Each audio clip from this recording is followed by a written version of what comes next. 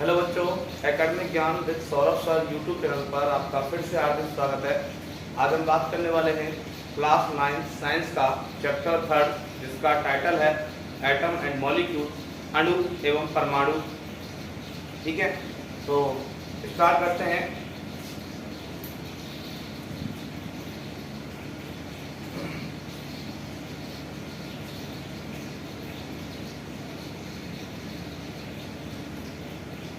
Subject science class 9, topic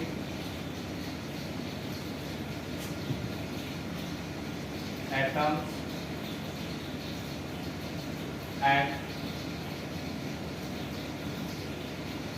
molecules. का Hindi name होता है इसका अणु, सॉरी एटम को बोलते हैं परमाणु एवं अणु। ठीक है, और इस चैप्टर है 3। तो अणु एवं परमाणु के बारे में बात करें। एटम मीन्स परमाणु, मॉलिक्यूल मीन्स अणु होता है हिंदी में। तो बेटा एटम के बारे में बहुत हमारे साइंटिस्ट ने एटम्स के बारे में बहुत सारे स्टेटमेंट बोले। एटम जो होता है एक इंडिविजुअल पार्टिकल होता है अकॉर्डिंग टू डाल्टन थ्योरी। मतलब डाल्टन साइंटिस्ट जो थे उन्होंने बोला कि एटम जो होता है वो इंडिविजुअल पार्टिकल है। अपन ने फर्स्ट चैप्टर में पढ़ा मैटर। क्या पढ़ा? मैटर।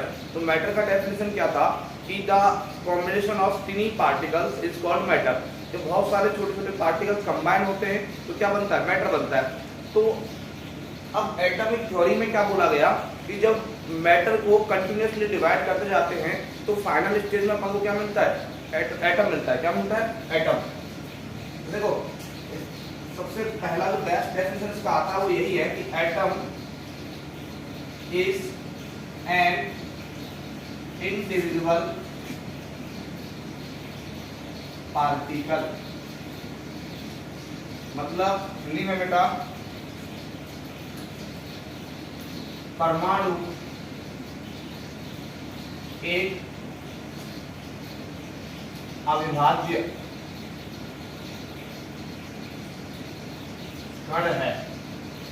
परमाणु एक अविभाज्य कण होता है। मतलब बेटा अविभाज्य, अविभाज्य का मतलब हो गया बेटा आ प्लस विभाज्य, मतलब जो विभाजित ना हो बेटा, जो विभाजित ना हो उसको बोलते हैं अविभाज्य। ऐसे यहाँ पर इनडिविजिबल, मतलब इनका मतलब होता है बेटा नॉट डिविजिबल। इनडिविजिबल मतलब नॉट डिविजिबल, जिसको डिवाइड अपन नहीं कर सके उसको बोलते हैं बेटा एटम। ठीक है, और atom has size of 10⁻⁹ metre. Atom का साइज बेटा लगभग 10⁻⁹ मीटर होता है। मतलब इसको अपन बोल सकते हैं 1 नैनोमीटर, 1 nm। तो परमाणु आकार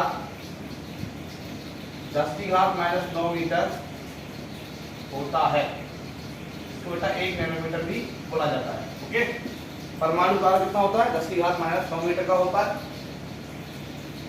नेक्स्ट अपन बात करें, इसके बारे में बहुत सारे साइंटिस्टों ने स्टेटमेंट दिए। सबसे पहले आया बेटा कनार्ड, जिसका नाम था महर्षि canard.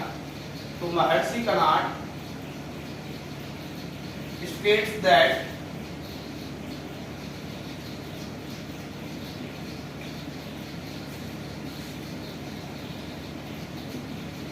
Atom is obtained by dividing a matter continuously।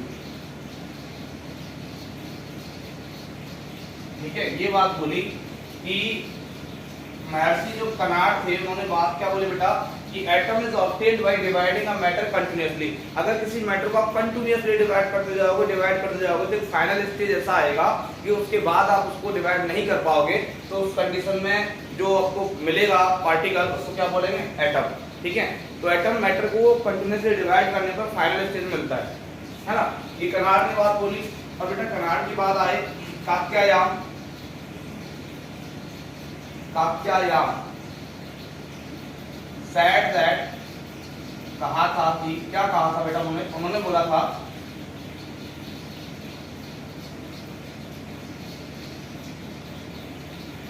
all matters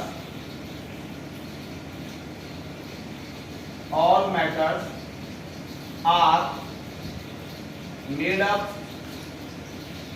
with atom।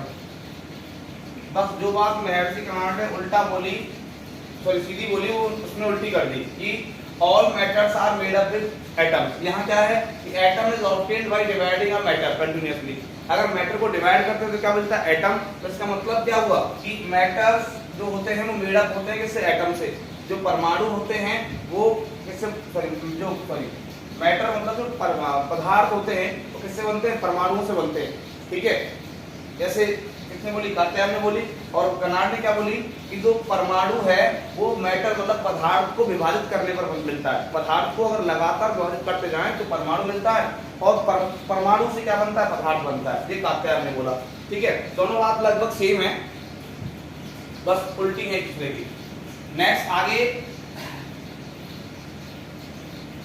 वो आप बता चुका मैं आपको, एटम का जो साइज है वो लगभग 10⁻⁹ मीटर होता है, और एटम एक इंडिविजुअल पार्टिकल है। ठीक है, अविभाज्य कण होता है। ये सारी बातें मैं बता चुका हूं, है ना। और इसका हिंदी में बता दिया कि महर्षि कर्नाड ने बताया कि जो परमाणु है वो पदार्थ को लगातार विभाजित करने में प्राप्त होता है, और कात्यायन ने बताया कि सभी पदार्थ जो होते हैं वो परमाणु से मिलकर बनते हैं। ये चार बातें बेटा याद रखना। ठीक है, अभी नेक्स्ट बात करें बेटा, एक इंपॉर्टेंट ट्रिक है। वो क्या है ट्रिक कि जैसे कि मैं आपको बता चुका हूं, पहले भी इसको मैंने एटॉमिक स्ट्रक्चर में बात की है, परमाणु संरचना वाले चैप्टर में, कि एक ट्रिक होती है जैसे हिंदी में, ईंट पर नाचे पंडा। ये पहले मैं डिस्कस कर चुका हूं उसको, और फिर भी दोबारा बताता हूं। देखो इसको अगर आप डिस्ट्रीब्यूट मतलब बांटें तो देखो बेटा, ईंट में ये जो ईंट शब्द है उसमें बेटा ई का मतलब होगा, ई मतलब होगा इलेक्ट्रॉन, ई मतलब क्या होगा? इलेक्ट्रॉन, और इलेक्ट्रॉन। ठीक है, और टी मतलब होगा बेटा, टी मतलब क्या होगा? इलेक्ट्रॉन, और टी मतलब होगा बेटा थॉमसन। क्या होगा? थॉमसन। ठीक है, तो इलेक्ट्रॉन के जो खोजकर्ता थे बेटा कौन थे? थॉमसन थे, जिसको इंग्लिश के पर थॉमसन बोलते हैं।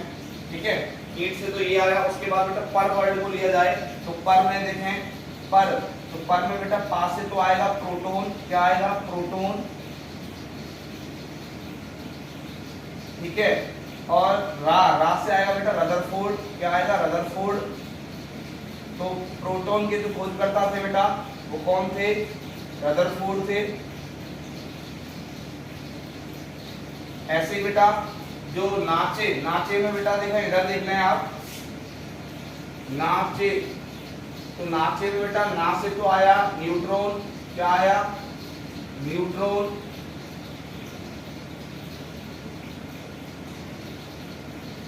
और बेटा च से आया चैडविक।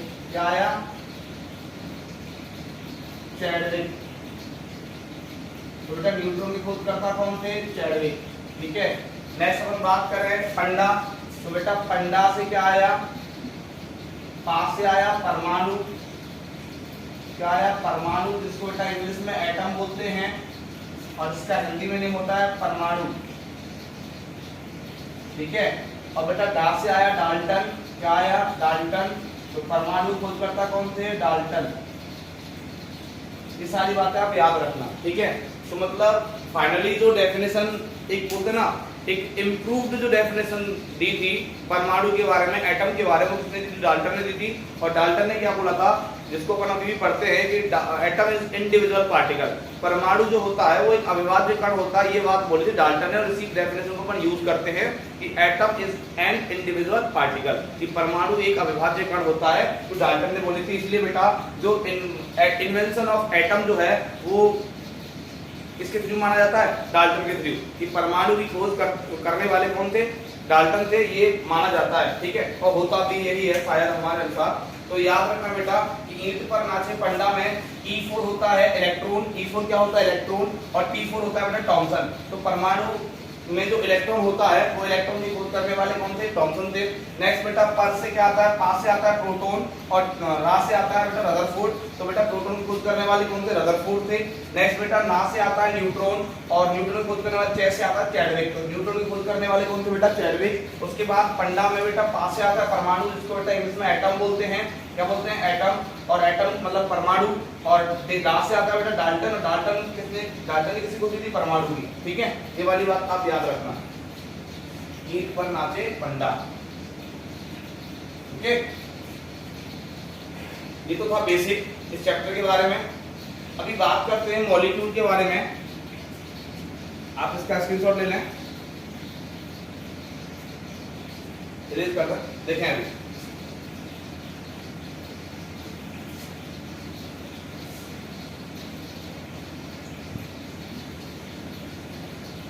नेक्स्ट बेटा मॉलिक्यूल क्या होता है, तो देखो नाम में समझ में आ रहा होगा वैसे, मॉलिक्यूल। मॉलिक्यूल मतलब अणु। तो अणु का मतलब होता है बेटा atom plus atom. Atom plus atom is equal two molecule. Simple. कि बेटा परमाणु प्लस परमाणु क्या बनेगा, अणु बन जाएगा। परमाणु प्लस परमाणु इज इक्वल टू अणु, ये होता है। ठीक है, तो जब दो एटम कंबाइन होते हैं तो क्या बनता है, मॉलिक्यूल बनता है। इसको हिंदी में बोलना है कि दो या दो से अधिक परमाणुओं के मिलने से जो पदार्थ बनता है वो अणु कहलाता है। इंग्लिश में कैसे बोलेंगे, the combination of two or more than two atoms is called molecule. The combination of two or more than two atoms is called molecule. कि दो या दो से अधिक परमाणुओं के मिलने से जो पदार्थ बनता है वो अणु कहलाता है। ठीक है, ये बेटा बेसिक डेफिनेशन है। और जब आप सिंपल सी बात समझ रहे होंगे कि जब बेटा एटम का साइज 10⁻⁹ मीटर होता है, परमाणु का आकार लगभग 10⁻⁹ मीटर होता है, तो बेटा एटम, एक एटम जैसे ही और बहुत सारे एटम मिल जाएंगे तो क्या बनता है, मॉलिक्यूल बनता है। मतलब दो या दो से अधिक एटम से तो बनना है मॉलिक्यूल। तो सिंपल सी बात समझ में आई कि मॉलिक्यूल का साइज मोर देन एटम होता है। ठीक है, ये वाली बात याद रखना कि size of molecule, size of molecule is more than atom. Hindi में क्या बोलेंगे, अणु का आकार परमाणु से बड़ा होता है। अणु का आकार परमाणु से बड़ा होता है। ठीक है, अणु का आकार परमाणु से बड़ा होता है। Size of molecule is more than atom. ठीक है, ये वाली बात थी एटम और मॉलिक्यूल के बारे में। बेसिक कॉन्सेप्ट तो ये था इसका, है ना, ये थ्योरी थी कि याद रखनी है आपको। नेक्स्ट अभी अपन बात करें तो इस चैप्टर में अपन पढ़ने वाले हैं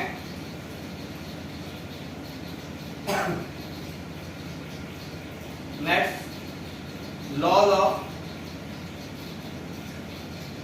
केमिकल कॉम्बिनेशन। आपके माइंड में क्वेश्चन रेज करना चाहिए कि what is chemical combination. Laws of chemical combination पढ़ने वाले अपन, तो इसमें मतलब क्या है बेटा, तो केमिकल कॉम्बिनेशन मतलब जैसे कि ये एटम है और ये एटम है, दोनों क्या है, ये एटम है, ये एक एटम है और ये भी क्या है, एक एटम है। जब ये दोनों एटम कंबाइन होंगे तो इसके बीच में जो बेटा रिएक्शन होता है इन दोनों के में, उससे क्या बनता है, एक मॉलिक्यूल बनता है। एक क्या बनता है, मॉलिक्यूल बनता है। मतलब क्या बनता है, एक अणु बनता है। तो ये एटम इस एटम से कंबाइन हुआ तो क्या बना, मॉलिक्यूल बना। मतलब ये परमाणु जब आपस में जुड़े तो क्या बना बेटा, अणु बना।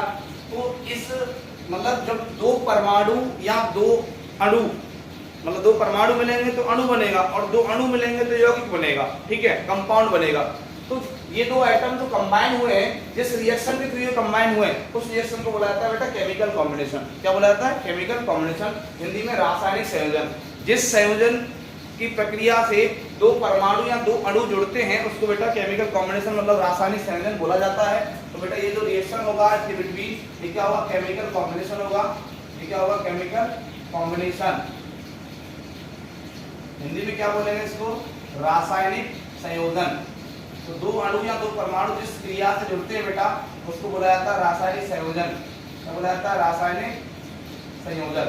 ओके, तो ये था, मैंने बताया आपको केमिकल कॉम्बिनेशन क्या होता है कि दो अणु या दो परमाणुओं का मिलना ही बेटा केमिकल कॉम्बिनेशन रासायनिक संयोजन होता है, दो एटम्स का कंबाइन होना। अभी उसी के लॉज अपन पढ़ने वाले हैं। तो बेटा laws of chemical combination first आप याद रखें, दोनों जो प्रपोज किए थे वो जोसेफ एल प्राउस्ट और लवाइजियर, जिसको बोलते हैं हिंदी में लवाइजियर बोला जाता है, इंग्लिश में लेवोसियर बोला जाता है। तो जोसेफ एल प्राउस्ट, ठीक है, and Lavoisier. Joseph L Proust, मैं हिंदी की बात में कहूंगा प्राउस्ट एंड लेवोसियर या लवाइजियर, ठीक है। तो बेटा Joseph L Proust, only Proust बोले आप, प्राउस्ट एंड लेवोसियर में लॉज ऑफ केमिकल कॉम्बिनेशन को प्रपोज किया, जिसमें बेटा अपन फर्स्ट लॉ पढ़ने वाले हैं। पहला पॉइंट यही याद रखना है। सेकंड पॉइंट आपको क्या याद रखना है कि पहला होता है बेटा लॉ कौन सा? LCP। क्या होता है? LCP, जिसका बेटा फुल फॉर्म होता है लॉ ऑफ कांस्टेंट प्रपोर्शन। क्या होता है? लॉ ऑफ कांस्टेंट प्रपोर्शन, ठीक है। देखो लॉज ऑफ केमिकल कॉम्बिनेशन में फर्स्ट लॉ आता है LCP, जिसका फुल फॉर्म है लॉ ऑफ कांस्टेंट प्रपोर्शन, जिसको हिंदी बोला जाता है बेटा स्थिर अनुपात का नियम। स्थिर अनुपात नियम, क्या बोला जाता है? स्थिर अनुपात नियम, ठीक है। अब दूसरा आता है बेटा इसी में LCM। क्या आता है? LCM, जिसको फुल फॉर्म होता है बेटा लॉ ऑफ कंजर्वेशन ऑफ मास। क्या आता है? लॉ ऑफ कंजर्वेशन ऑफ मास, जिसका बेटा हिंदी में नेम होता है द्रव्यमान संरक्षण नियम। क्या होता है? द्रव्यमान संरक्षण नियम, ठीक है। तो पहला होता है LCP, law of constant proportion, स्थिर अनुपात का नियम। दूसरा होता है LCM, law of conservation of मास, जिसको बोला जाता है बेटा द्रव्यमान संरक्षण का नियम। ये दोनों ही लॉ बेटा किसने प्रपोज किए थे? जोसेफ एल प्राउस्ट और लेवोसियर ने। हिंदी में भी वही प्राउस्ट और लवाइजियर बोला जाता है। तो प्राउस्ट और लवाइजियर ने दो अणु या दो परमाणुओं के जुड़ने के बारे में दो नियम दिए, जिनको लॉज ऑफ केमिकल कॉम्बिनेशन मतलब हिंदी में रासायनिक संयोजन के नियम कहा जाता है। जिसमें पहला अपन स्थिर अनुपात का नियम लॉ ऑफ कांस्टेंट प्रोपोर्शन पढ़ते हैं, दूसरा law of conservation of mass द्रव्यमान संरक्षण नियम पढ़ते हैं, ठीक है। दोनों आपस में जुड़े हुए हैं, एक के बिना दूसरा अधूरा है, मियां बीवी है, दोनों समझ लो, ठीक है ना। अभी इनको बारे में देखते हैं, डिटेल इनका यहाँ आगे पढ़ेंगे। तो ये रेस्ट करना, आप स्क्रीनशॉट ले लें। अब इन्हीं के बारे में थोड़ा सा डिस्कशन करेगा इस वीडियो के लास्ट तक।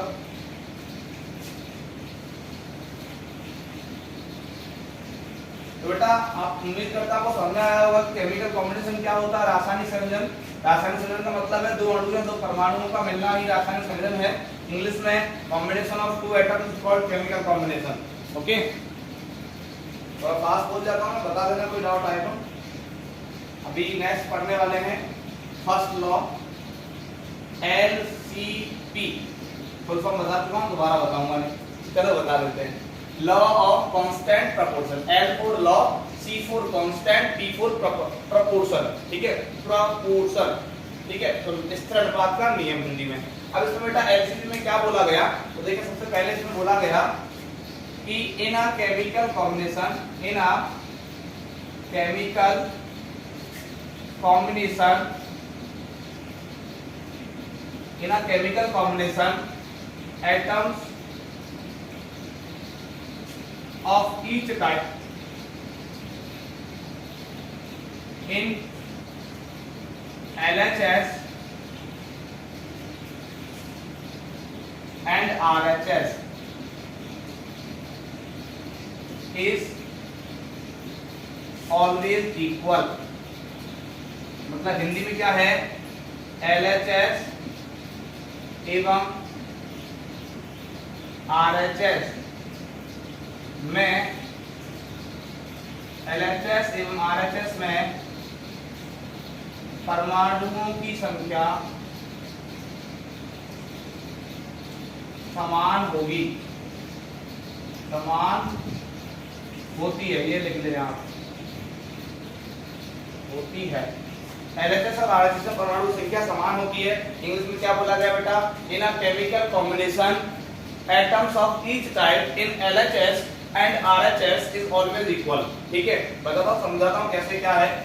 देखो जैसे मैंने बोला ये C+O2 गिव CO2, ये C4 कार्बन है। C4 क्या है, कार्बन, हिंदी में भी कार्बन बोलते हैं। ठीक है, O24 क्या है बेटा, ऑक्सीजन, क्या है, ऑक्सीजन, हिंदी में भी ऑक्सीजन बोलते हैं।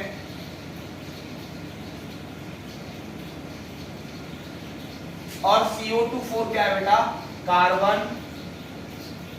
Die oxide. ठीक है, कार्बन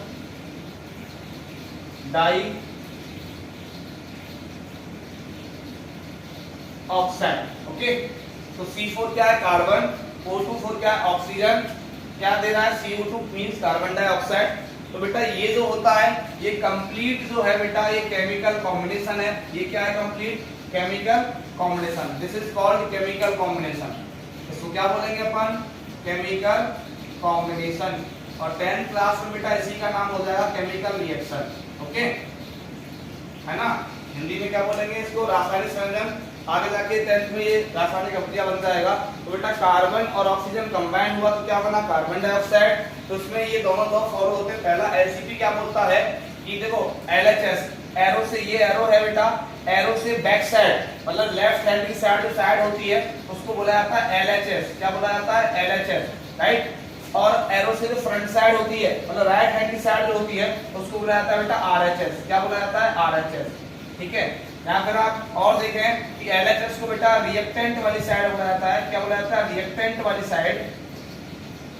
और बेटा RHS को बोला जाता है प्रोडक्ट वाली साइड। क्या बोला जाता है, प्रोडक्ट वाली साइड। ओके, तो LHS रिएक्टेंट वाली साइड होती है, RHS प्रोडक्ट वाली साइड होती है। उसमें LCP क्या बोलता है कि लिखा गया हुआ है in a chemical combination atoms of each type in LHS and RHS is always equal. तो बेटा LHS ये वाली साइड है, तो उसमें देखो यहाँ इधर कार्बन कितना है 1, इधर कार्बन कितना है 1, इधर O कितना है 2, इधर O कितना है 2। तो दोनों साइड हर टाइप का जो एटम है वो इक्वल है। यहाँ कार्बन 1 है, यहाँ भी कार्बन 1 है, यहाँ O2 है, यहाँ भी O2 है, तो बैलेंस है ना। तो इसको बोलते हैं बेटा बैलेंस इक्वेशन, है ना, बैलेंस केमिकल कॉम्बिनेशन। तो अभी इसमें अगर आप लॉ ऑफ, ये तो हो गया LCP, law of constant proportion. अब इसे दूसरा देखें, एक और देखें, मैं रेड से लिखता हूँ, ये तो था फर्स्ट एग्जांपल। दूसरा देखें, देखो बताता हूँ। यहाँ मैंने लिखा बेटा Mg मैग्नीशियम मींस, है ना, O2 oxygen give MgO magnesium oxide. Mg4 magnesium, O2 4 oxygen and give magnesium oxide MgO, right. तो ये वाली साइड क्या है बेटा, LHS। क्या है, LHS लेफ्ट हैंड साइड। ये वाली साइड क्या है बेटा, RHS। Okay, RHS। अभी देखें जरा, LHS में Mg कितना है 1, RHS में Mg कितना है 1, LHS में O कितना है 2 और यहाँ कितना है 1। तो बेटा जब भी किसी केमिकल कॉम्बिनेशन को आप बैलेंस करें तो बैलेंस करने के लिए ओनली मल्टीप्लाई ऑपरेशन यूज करते हैं अपन। क्या, गुणा संक्रिया यूज करते हैं। तो बेटा अब देखो यहाँ Mg1 है, यहाँ Mg1 है, यहाँ O2 है, यहाँ O2 है, सॉरी 1 है, कितना है 1, राइट साइड में 1 है, गलती हो गई। ये 2 है वो LHS में, RHS में O 1 है। अब इस बेटा ये 1 है, 1 को 2 करने के लिए कितने का मल्टीप्लाई करेंगे, आप बोलोगे सर 2 का मल्टीप्लाई करो। कितने का मल्टीप्लाई करोगे, 2 का। तो मैंने MgO में 2 का, आप यहाँ पीछे 2 नहीं लगा सकते, आगे मल्टीप्लाई करना पड़ेगा। तो 2 का मल्टीप्लाई मैंने MgO में किया तो बेटा देखो O तो 2 हो गया और LHS में भी O2 है, लेकिन ये 2 का मल्टीप्लाई Mg से भी तो हुआ। जैसे ब्रैकेट लगाने पर पूरे ब्रैकेट से मल्टीप्लाई होता है किसी नंबर का, सेम ऐसे बेटा यहाँ हुआ। तो O2 है, यहाँ भी 2 है, लेकिन Mg कितना हो गया 2 और यहाँ कितना है 1। अब इस 1 को 2 करने के लिए क्या करोगे बेटा, 2 का मल्टीप्लाई। क्या करोगे, 2 का मल्टीप्लाई। तो ये भी 2 Mg, इधर भी 2 Mg, इधर O2 और इधर भी O2, 2 बन जाए 2। यहाँ कुछ नहीं है मतलब बेटा क्या हो मान सकते हो 1, तो 2 बन जाए क्या होगा 2 होगा। ओके, तो अभी यहाँ देखिए ये बैलेंस है, इधर Mg2 LHS में, इधर Mg2, इधर O2, इधर भी O2, 2 बन जाए 2। ओके, तो LCP क्या बोलता है कि केमिकल कॉम्बिनेशन में जो एटम होते हैं LHS वाले और जो एटम होते हैं RHS वाले, उनका नंबर बेटा ऑलवेज क्या होता है, इक्वल होता है। ऑलवेज क्या होता है, इक्वल होता है। तो इक्वल है या नहीं है, तो ये होता है LCP। जब आप बेटा LCP अप्लाई कर दोगे तभी बेटा LCM अप्लाई होगा, ठीक है, लॉ ऑफ कंजर्वेशन ऑफ मास। अभी देखें इधर मैं उसको भी समझाता हूं लॉ ऑफ कंजर्वेशन ऑफ मास को। तो देखें इधर मैं इसे समझाता हूं। कार्बन का मास बेटा कितना होता है, 12। कितना होता है, 12, याद रखना है आपको। ऑक्सीजन का होता है बेटा कितना, एक का होता है 16 और दो का कितना हो जाएगा 32। कितना हो जाएगा 32। अब इन दोनों का प्लस किया कितना आएगा बेटा 44। कितना आएगा 44। तो LHS का मास कितना है 44 और इधर CO2 का निकालोगे तो CO2 का कितना आएगा बेटा 12 प्लस 32, आंसर इज 44। कितना आएगा 44। तो RHS का मास भी कितना है 44 और LHS का मास भी कितना है 44। यहाँ भी 44 है और यहाँ भी 44 है। तो किसी भी केमिकल कॉम्बिनेशन में law of conservation of mass states that mass of LHS is always equal mass of RHS। देखिए आप इस केमिकल कॉम्बिनेशन में कार्बन जब ऑक्सीजन से कंबाइन हुआ तो कार्बन डाइऑक्साइड फॉर्म हुआ, तो RHS का मास कितना है यहाँ पर 12 प्लस 32 44 है। 12 किसका है कार्बन का और 32 किसका है O2 का, तो कितना बनेगा 44। तो इधर भी 44 ग्राम मास है और LHS में भी 44 ग्राम मास है। तो दोनों साइड का मास क्या इक्वल है। तो यही क्या होता है law of conservation of mass. It means we can not destroy mass and we can not create mass. हम ना तो मास को बेटा क्रिएट कर सकते हैं ना ही मास को डिस्ट्रॉय कर सकते हैं। मतलब द्रव्यमान ना तो बनाया जा सकता है ना ही नष्ट किया जा सकता है। जितना लोगे आप उतना ही बनेगा, ठीक है। मतलब इनपुट ऑलवेज इक्वल होगा आउटपुट। जितना इनपुट दिया उतना आउटपुट बाहर निकलेगा, समझ रहे हो। जैसे कि कोई पानी से भरा हुआ बाल्टी है, उसमें आप जितना हाथ डालोगे उतना ही पानी बाहर आएगा। मतलब जितना आपका हाथ जो है उस बाल्टी में स्पेस कवर करेगा ना उतना ही पानी बाहर निकल जाएगा, ठीक है। सेम है कि केमिकल कॉम्बिनेशन में जितना आप मास लोगे इनपुट करोगे मास उतना ही बेटा प्रोडक्ट आएगा, मतलब उतना ही आउटपुट आएगा। तो mass of LHS always equal होगा बेटा मास ऑफ RHS। कि किसी रासायनिक संयोजन में बाएं पक्ष का भार दाएं पक्ष के भार के इक्वल होगा, ठीक है। भार मींस द्रव्यमान होगा या भार वाला भार नहीं, न्यूटन वाला, ठीक है। और बेटा लॉ ऑफ कंजर्वेशन ऑफ मास तभी एप्लीकेबल होगा जब आप LCP लगा दोगे, लॉ ऑफ कांस्टेंट प्रोपोर्शन लगा दोगे, तभी बेटा ये फॉलो होगा। अब जैसे यहाँ देखें एक मैग्नीशियम का बेटा कितना भार होता है, एटॉमिक मास कितना होता है 12, कितना होता है 24, कितना होता है 24। और O2 का अभी आपने देखा कितना होता है 32। क्या बात कर रहे हैं, मास की बात कर रहे हैं। किसकी बात कर रहे हैं बेटा, मास की। तो द्रव्यमान जो है मैग्नीशियम Mg का 24 होता है, O2 का 32 होता है। अब दोनों को प्लस किया कितना आया 32 प्लस 24 कितना हो गया आपका 56। कितना हो गया 56। इधर आप देखें बेटा इस दो को थोड़ी देर भूल जाए, MgO का देखें तो O का कितना हो गया 16 और Mj कितना हुआ 24। 16 प्लस 24 कितना हुआ 40। कितना हुआ 40। यहाँ मास 40 है, यहाँ 56 है। सर ये तो इक्वल है नहीं बेटा, इक्वल इसलिए नहीं है क्योंकि यहाँ आपने LCP नहीं लगाया। क्या नहीं लगा LCP। अब LCP लगा के देखोगे तो देखो एक Mg का 24 है तो दो का कितना हो गया बेटा 48, 2 का कितना हो गया 48। अब 48 में 32 प्लस करोगे आंसर कितना आएगा 80। कितना आएगा 80 ग्राम। कितना आएगा 80 ग्राम। अभी यहाँ MgO का कितना आया था 40। कितना आया था 40। इसमें 2 का मल्टीप्लाई करो कितना होगा 80। कितना होगा 80। तो RHS वाला मास भी 80 है और LHS मास भी 80 है। मतलब क्या है कि यहाँ law of conservation of mass follow हो रहा है। लेकिन कब हुआ, जब आपने LCP लगाया। क्या लगाया, LCP लगाया, ठीक है। तो याद रखना बेटा बिना LCP लगाए आप LCM को वेरीफाई नहीं कर सकते, ठीक है। मतलब द्रव्यमान संरक्षण का नियम तभी लागू होगा जब आप उसमें स्थिर अनुपात का नियम लगा दोगे, ठीक है। तो स्थिर अनुपात का नियम क्या कहता है कि किसी रासायनिक संयोजन में परमाणु की संख्या LHS में और RHS में बराबर होती है। और द्रव्यमान संरक्षण का नियम क्या कहता है कि रासायनिक संयोजन में LHS का द्रव्यमान और RHS का द्रव्यमान हमेशा बराबर होता है। लेकिन द्रव्यमान संरक्षण का नियम तभी लागू होगा जब आप रासायनिक संयोजन में स्थिर अनुपात का नियम लगा दोगे। बिना स्थिर अनुपात नियम लगाए आप द्रव्यमान संरक्षण के नियम को संतुष्ट नहीं कर पाओगे, ठीक है। ये मैं आपको नोट में भी लिखाने वाला हूँ, आप स्क्रीनशॉट ले लें। उम्मीद करता हूँ आपको समझ में आया होगा बेटा।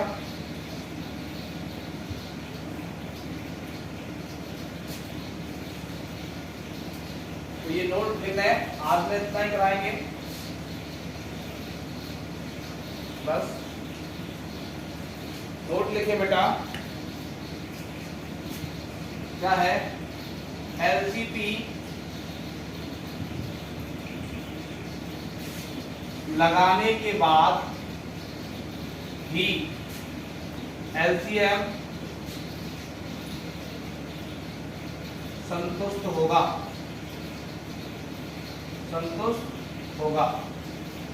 ठीक है बेटा, ये याद रखना। एलसीपी लगाने के बाद ही एलसीएम संतुष्ट होगा, इसका मीन्स क्या है कि लॉ ऑफ कांस्टेंट प्रोपोर्शन स्थिर अनुपात का नियम लगाने के बाद ही law of conservation of mass द्रव्यमान संचरण का नियम संतुष्ट होगा, मतलब वेरीफाई सत्यापित कर पाओगे आप। सही तभी होगा ये एलसीएम जब आप एलसीपी लगा दोगे, ठीक है। तो इसी के साथ उम्मीद करता हूं आपको समझ आया होगा। अगर ये वीडियो पसंद आया तो शेयर, सब्सक्राइब और लाइक करना ना भूलें। पढ़ते रहें, स्वस्थ रहें, मस्त रहें। जय हिंद, जय भारत। मिलते हैं नेक्स्ट क्लास। Good night.